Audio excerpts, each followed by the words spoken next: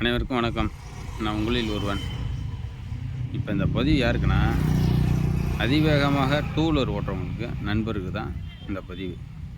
என்ன காரணம்னா, இப்போ நீங்கள் அதிகமாக வேகமாக ஓட்டுறதால நீங்கள் ஒரு ஆக்சிடெண்ட்டில் இறந்துட்டிங்கன்னா, ஒரு லாரிலையோ பஸ்லேயோ ஒரு கார்லேயோ விட்டு இறந்துட்டிங்கன்னா உங்களுக்கு எதுவும் பிரச்சனையும் இல்லை. இப்போ நீங்கள் கிளைம் பண்ணுறீங்க. இன்சூரன்ஸில் டூ வீலரும் கிளைம் ஆகிடும், நீங்கள் இறந்ததுக்கு இன்சூரன்ஸும் கிளைம் ஆகிடும். அதுமாரி அந்த வண்டி ஓனருக்கும் எந்த பாதிப்பும் இல்லை. அவங்களும் இன்சூரன்ஸ் போட்டுப்பாங்க, வண்டியும் க்ளீன் பண்ணிப்பாங்க, வண்டி எம்மி கட்டி எடுத்துகிட்டு வந்துடுவாங்க.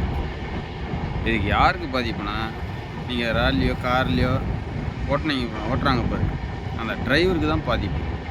அந்த டிரைவரு ஒரு 6 மாதம் இல்லை 1 வருஷத்துக்கு வண்டி ஓட்ட முடியாது. அப்போ அந்த வண்டி ஓட்ட முடியலன்னா ஒவ்வொரு குடும்பத்துலேயும் ஒவ்வொரு கடமைகள் இருக்கும்.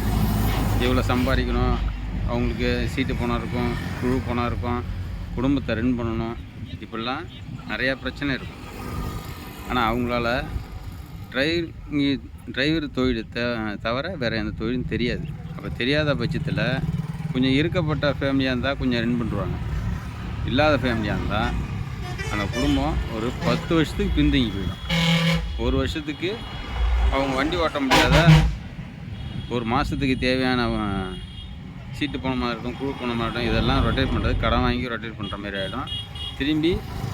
திரும்பி மீண்டும் பழைய நிலைமைக்கு வர்றதுக்கு எப்படி பார்த்தாலும் ஒரு 5 வருஷம் 10 வருஷம் தான் ஆகிடும். இதை மனசில் வச்சுக்கிட்டு வேகம் ஓட்டுறத தவிர்க்கலாம். நன்றி.